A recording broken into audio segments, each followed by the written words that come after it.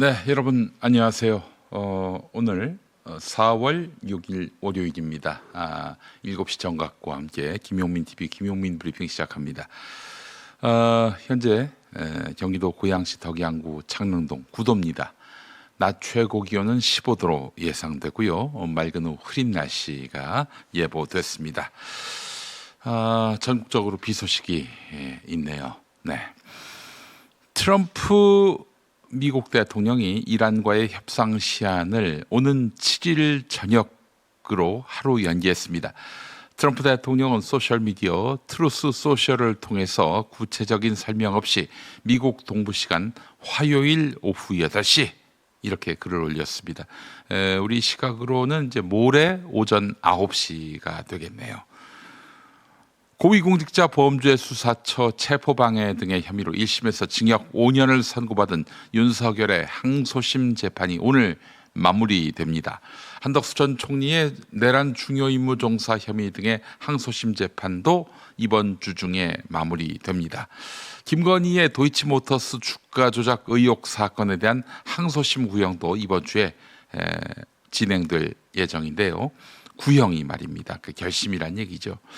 윤석열 정권 주요 인사들의 항소심 선고 이르면 이달 안에 나올 것으로 예상됩니다. 자, 그래요. 오늘 어떤 이슈들이 펼쳐지게 될지 소상히 설명드렸고요. 계속해서 오늘 아침 신문 주요 기사 살펴보도록 하겠습니다. 먼저 한겨레 기사입니다. 법무부가 검사 인력난 죄송합니다. 이거는 딴 소식이군요. 다음 소식이고요. 미국과 이스라엘, 이란과 전쟁을 벌이고 있죠. 호르무즈 해협에 한국 선박 26척과 선원 180명이 한 달 넘게 묶여 있는 상태입니다. 이재명 대통령이 인도주의적 지원을 통해서 선박을 빼내는 방안을 검토하라고 지시한 것으로 확인됐다는 보도입니다.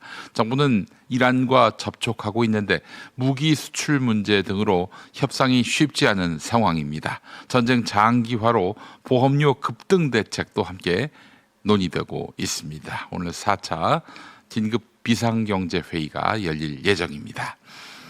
다음 소식입니다. 법무부가 검사 인력난 해소를 위해서 소규모 지청검사 11명을 대형지검과 지청으로 긴급 파견했습니다. 특검 파견 등으로 일선 인력이 부족해지며 장기 미제 사건이 1년 새 2배 이상 늘어난 데 따른 조치입니다.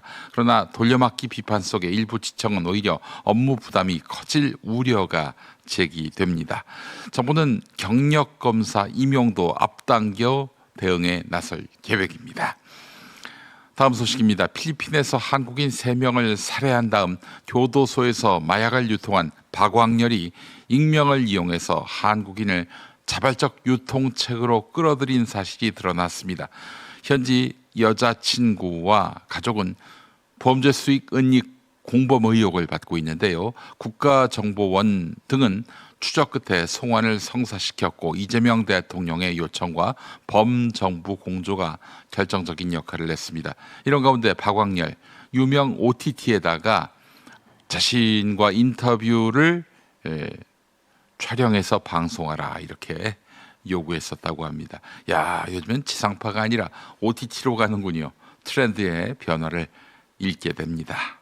다음 소식입니다. 6.3 지방선거를 앞두고 2022년 지방선거에서 국민의힘을 지지했던 지역 일부가 2025년 대선에서 이재명 후보로 이동한 흐름이 주목됩니다. 당시 국민의힘 단체장이었던 152곳, 기초단체장을 말합니다. 이 가운데 53곳에서 이재명 후보가 더 많은 표를 얻으며 약 35%가 이탈했습니다. 이들 지역이 이번 지방선거에서도 민주당 지지를 유지할 경우 여당의 유리한 구도가 이어질 전망입니다. 다만 중도층 변수는 여전히 남아 있습니다. 마지막 소식이 아니라 칼럼이네요. 경향신문에 실린 윤비 성균관대 정치외교학과 교수의 글입니다. 유시민 작가의 ABC론이 민주당 지지층을 신념과 이해로 나누며 정치 현실을 지나치게 단순화하고 도덕적 서열을 매겼다고 비판했습니다. 다양한 정치적 동기를 반영하지 못해 낙인 효과를 나왔다는 것인데요. 민주주의 논쟁에서는 서로 다른 입장을 재단하지 않는 신중함이 필요하며 영향력이 큰 사람의 발언일수록 책임 있는 태도가 요구된다고 지적했습니다. 그러나 유시민 씨 뭐라고 했습니까? 죽을 때까지 철들지 않겠다고. 철들지 않겠다는 분, 철부지의 발언을 우리 사회는 너무나 무게를 실어주고 있는 것은 아닌지 자성할 필요가 있어 보입니다. 자, TV 뉴스 리뷰로 이어갑니다. 48시간 남았다며 최후 통첩을 보낸 트럼프 대통령이 이란과의 협상 기한을 또 연장했습니다.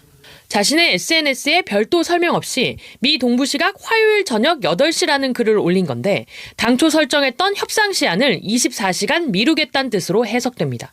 특히 화요일은 발전소의 날, 교량의 날이 될 거라면서 비속어까지 동원해 호르무즈 해협을 열지 않으면 지옥에서 살게 될 거라고 경고했습니다. 월스트리트 저널 인터뷰에서도 화요일 저녁까지 이란이 뭔가를 하지 않는다면 어떤 발전소도 갖지 못할 것이고 어떤 교량도 서 있지 못하게 될 거라고 압박했습니다. 협상을 위한 시간을 벌면서도 매우 강한 어조로 군사적 최후 통첩을 한 걸로 해석됩니다. 미국으로 수출되는 세탁기와 냉장고 등 가전제품에 대한 미국의 관세 문턱이 오늘부터 한층 높아집니다. 트럼프 행정부가 철강과 알루미늄, 구리 함량이 전체 중량의 15%를 넘는 완제품에 대해 제품 가격의 25%를 관세로 일률 부과하는 새 포고령을 시행하기 때문입니다. 기존에는 제품에 포함된 금속 비중을 따로 계산해 해당 부분에만 50%의 관세를 매겼습니다. 하지만 이렇게 계산하는 방식이 복잡하다는 이유로 완제품 전체 가격에 25%를 일괄 적용해서 매기는 방식으로 바꾼 겁니다. 민주당 광주특별시장 후보 자리를 놓고 신정훈, 민영배, 김영록 후보가 맞붙었던 본 경선 결과 과반 득표자는 없었습니다. 기호 2번 민영배 후보, 기호 5번 김영록 후보 이상 두 분이 결선 후보자로 결정되었음을 선포합니다. 두 후보는 오는 12일부터 사흘 동안 결선을 치릅니다. 민주당은 오늘 충남과 세종, 내일 경기, 9일 서울과 부산, 오는 10일 전북과 제주의 광역단체장 후보를 정하는 본 경선 결과를 발표합니다. 민주당은 어제 대한민국 국가 정상화, 일 잘하는 지방정부란 선거 슬로건을 내놨습니다.